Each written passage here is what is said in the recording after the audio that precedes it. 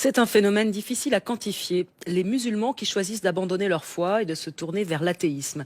Selon le Conseil des ex-musulmans de Grande-Bretagne, il serait plusieurs milliers outre-Manche dans cette situation et leur position est souvent très délicate. Leur entourage vit parfois très mal, se rejette de la religion et certains prédicateurs radicaux vont très loin jusqu'à réclamer la peine de mort pour les apostats. Patrick Chussehaï et Christophe Aubert sont allés à la rencontre de Sadia, une jeune femme d'origine pakistanaise qui a fait ce choix de quitter l'islam. Elle leur a expliqué ses raisons. C'est horrible. Regarde ça. Tu me vois sur cette photo? C'est moi ça? C'est juste une tache noire.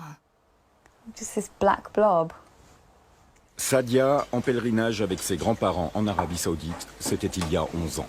À l'époque, elle était encore une fille bien sage, nous confie-t-elle. Aujourd'hui, cette citoyenne britannique, avec des origines pakistanaises, est une athée convaincue. Ce qui l'a fait douter de l'islam, c'était les inégalités entre sexes inscrites dans la religion. Comme les vers du Coran, justifiant la violence conjugale contre les femmes. Quant à celles dont vous craignez la désobéissance, d'abord, avertissez-les. Ensuite, refusez de partager leurs couches. Enfin, frappez-les. Dans ce livre, je n'ai rien trouvé qui autorise une femme à se défendre quand son mari là-bas. Rien. La rupture définitive avec la religion vient juste après le pèlerinage en Arabie Saoudite. Ses parents veulent qu'elle épouse un homme choisi pour elle. Lors de notre premier rendez-vous, j'ai mis une mini-jupe, j'ai fumé et j'ai bu de l'alcool, intentionnellement. J'ai dit à ma mère que j'en avais fini avec les mensonges. Voilà comment je veux vivre, c'est ce que je suis.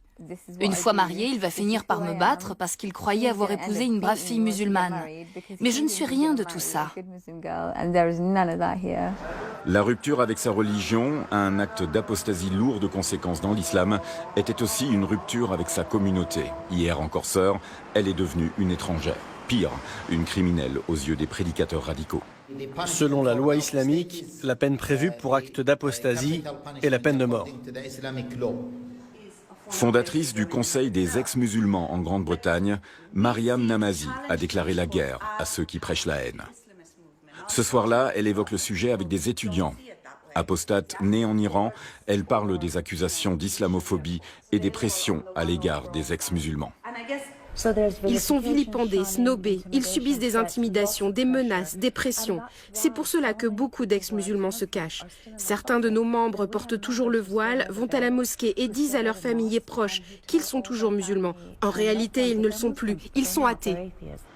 Selon Mariam, ce mouvement gagne de l'ampleur. Par le biais des réseaux sociaux, il toucherait tout le monde musulman. Sadia a fait elle aussi le choix d'une rupture avec l'islam. Elle a choisi de décider elle-même de sa vie. Aujourd'hui, elle s'occupe de femmes violées.